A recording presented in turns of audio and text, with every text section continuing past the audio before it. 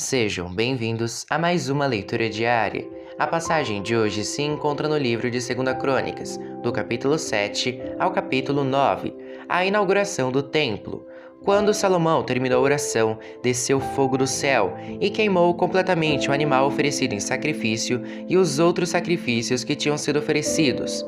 E a glória do Senhor Deus encheu o templo, e por causa dessa luz, os sacerdotes não puderam entrar no templo. Ao verem o fogo descer e a glória do Senhor encher o templo, todos os israelitas que estavam ali no pátio se ajoelharam e encostaram o rosto no chão. Eles adoraram a Deus e o louvaram, dizendo: Louvem a Deus o Senhor, porque Ele é bom e porque o seu amor dura para sempre. Então, o rei e todo o povo ofereceram sacrifícios ao Senhor. Salomão ofereceu em sacrifício 22.000 bois e 120.000 ovelhas. Assim, o rei e o povo dedicaram o templo ao serviço de Deus. Os sacerdotes estavam nos seus lugares, e os levitas também, com os instrumentos de música sagrada que o rei Davi tinha feito para eles tocarem, acompanhando o cântico "O seu amor é eterno". Era assim que eles executavam os cânticos de louvor feitos por Davi. Todos os israelitas ficaram de pé, enquanto os sacerdotes que estavam em frente dos levitas tocavam as trombetas. Salomão dedicou também ao serviço de Deus a parte central do pátio, que ficava em frente do templo. Ali, ele apresentou as ofertas que foram completamente queimadas e a gordura dos animais que haviam sido oferecidos nas ofertas de paz. Salomão fez isso porque o altar de bronze era muito pequeno para os sacrifícios que eram completamente queimados, para as ofertas de cereais e para a gordura das ofertas de paz. Depois, Salomão e todo o povo de Israel comemoraram durante 7 dias a festa da dedicação do altar. E estava ali uma enorme multidão, pessoas que tinham vindo do país inteiro, desde a subida de Amate no norte até a fronteira do Egito no sul. No dia seguinte, começaram a comemorar a Festa das Barracas, que também durou uma semana, e no dia seguinte fizeram uma grande festa de encerramento. No outro dia, o dia 23 do 7º mês, o rei mandou o povo para casa. Todos foram embora felizes e alegres, por causa de todas as coisas boas que o Senhor Deus tinha dado a Davi, a Salomão e ao seu povo de Israel. Deus faz uma aliança com Salomão. Assim, Salomão acabou de construir o templo e o palácio real. Todos os seus planos para a construção do templo e do palácio deram certo. Então, o Senhor Deus apareceu de noite a Salomão e disse: Eu ouvi a sua oração e escolhi este templo para ser o lugar onde serão oferecidos os sacrifícios. Quando eu fechar o céu e não deixar que chova, ou ordenar aos gafanhotos que destruam as colheitas, ou mandar uma peste atacar o povo, então, se o meu povo, que pertence somente a mim, se arrepender, abandonar os seus pecados e orar a mim, eu os ouvirei do céu, perdoarei os seus pecados e farei o país progredir de novo. Escutarei com atenção as orações que forem feitas neste templo, pois é o templo que escolhi e separei para ser o lugar onde deverei ser adorado para sempre. Eu tomarei conta dele e sempre o protegerei. E se você, Salomão, me servir fielmente como fez Davi, o seu pai, e se obedecer às minhas leis e ordens, e fizer tudo o que eu mandar, então eu firmarei o seu poder como rei, cumprindo assim a aliança que fiz com Davi, quando lhe disse que Israel sempre seria governado pelos descendentes dele. Mas, se você e o seu povo deixarem de me seguir, se desobedecerem às leis e aos mandamentos que lhes dei, e se adorarem e servirem outros deuses, então eu os arrancarei da terra que lhes dei, e também abandonarei este templo, que separei para ser o lugar onde devo ser adorado. Aí, todos os povos vão desprezar e zombar do templo, que agora é tão glorioso. Todos os que passarem por perto dele ficarão chocados e perguntarão: por que foi que Deus fez isso com esta terra e com este templo? E a resposta será: foi porque os israelitas abandonaram o Senhor seu Deus, que tirou do Egito os antepassados deles. Eles seguiram outros deuses e os adoraram e os serviram. Foi por isso que o Senhor fez com que toda esta desgraça caísse sobre eles. Capítulo 8. Outros trabalhos e construções de Salomão. Salomão levou 20 anos para construir o templo e o seu próprio palácio. Ele também reconstruiu as cidades que Hirão, rei de Tiro, lhe tinha dado, e mandou israelitas morarem nelas. Depois, Salomão atacou e conquistou a cidade de Amate-Zoba. reconstruiu a cidade de Tadmor no deserto e todas as cidades da região de Amate, onde ele guardava os mantimentos. Reconstruiu também a Bet-Horon de Cima e a Bet-Horon de Baixo, que eram cidades protegidas por muralhas e por portões com trancas. A cidade de Baalate, todas as cidades onde ele guardava os seus mantimentos e as cidades onde ficavam seus carros de guerra e os seus cavalos. Além disso, Salomão construiu tudo mais que quis em Jerusalém, no Líbano e em outras partes do seu reino. Tudo que Salomão construiu foi feito com trabalho forçado. Para isso, ele usou os descendentes do povo de Canaã, que os israelitas não haviam matado quando conquistaram o seu país. Entre esses trabalhadores forçados estavam heteus, amorreus, perizeus, heveus e jebuseus, e os descendentes deles continuam como escravos até hoje. Nenhum israelita foi obrigado a trabalhar como escravo. Os israelitas serviram como soldados, oficiais, capitães de carros de guerra e cavaleiros. Havia 250 oficiais que estavam encarregados dos trabalhadores forçados, que eram usados nas várias construções de Salomão. Salomão trouxe a sua esposa egípcia, a filha do rei do Egito, da cidade de Davi, para o palácio que ele, Salomão, havia construído para ela. Ele disse: "Ela não pode morar no palácio de Davi, o rei de Israel, pois qualquer lugar em que esteve a Arca da Aliança é sagrado." Salomão ofereceu a Deus o Senhor sacrifícios que foram completamente queimados no altar que ele havia construído para o Senhor em frente do templo. Ele ofereceu os sacrifícios de acordo com o que o mandamento de Moisés ordenava fazer nos dias santos, isto é, nos sábados, nas festas da lua nova e nas 3 festas anuais, que eram a festa dos pães sem fermento, a festa da colheita e a festa das barracas.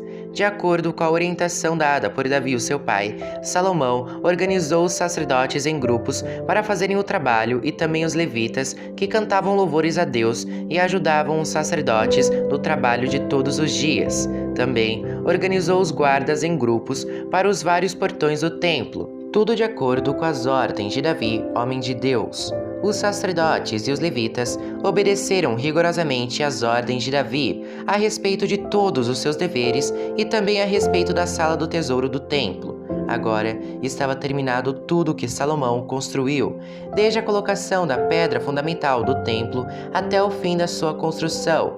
O templo estava pronto. Depois, Salomão foi até os portos de Ezion-Geber e Elate, no Golfo de Acaba, no país de Edom. O rei Hirão lhe mandou navios e marinheiros competentes, comandados pelos seus próprios oficiais. Eles navegaram junto com os homens de Salomão, foram até a terra de Ofir e trouxeram para Salomão mais de 15.000 quilos de ouro. Capítulo 9. A visita da rainha de Sabá. A rainha de Sabá ouviu falar da fama de Salomão e foi até Jerusalém a fim de pô-lo à prova com perguntas difíceis.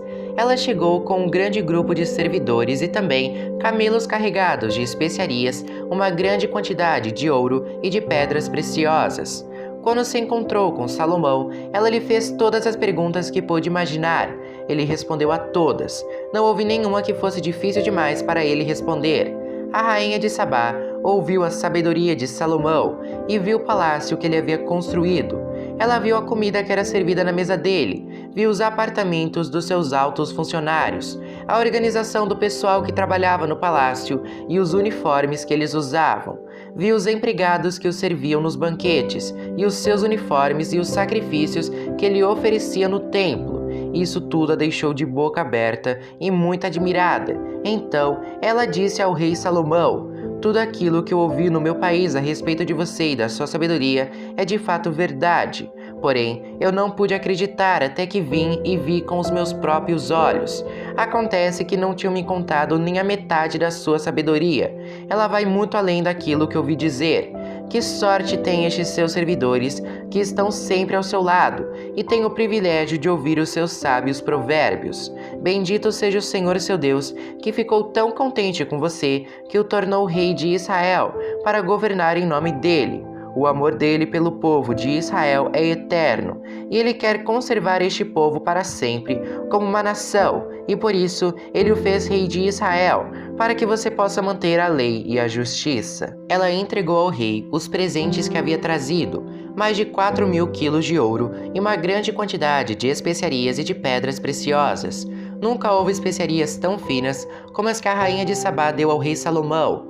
Os homens do rei Irão e do rei Salomão, que haviam trazido ouro da terra de Ofir, também trouxeram madeira de sândalo e pedras preciosas. Salomão usou a madeira para fazer degraus para o templo e para o palácio, e também fez harpas e liras para os músicos. Nunca tinham sido vistos em Jerusalém instrumentos musicais tão bonitos. O rei Salomão deu à rainha de Sabá tudo o que ela quis e pediu, além dos presentes que lhe deu em troca dos presentes que ela havia trazido para ele. Então, a rainha e os seus servidores voltaram para Sabá, sua terra. As riquezas de Salomão. Todos os anos, o rei Salomão recebia mais ou menos 23.000 quilos de ouro, além dos impostos pagos pelos comerciantes e vendedores. Também, os reis árabes e os administradores dos vários distritos do país lhe traziam prata e ouro. Salomão fez 200 grandes escudos e mandou folhear cada um com quase 7 quilos de ouro. Também fez 300 escudos menores e folheou cada um com quase 3,5 kg de ouro.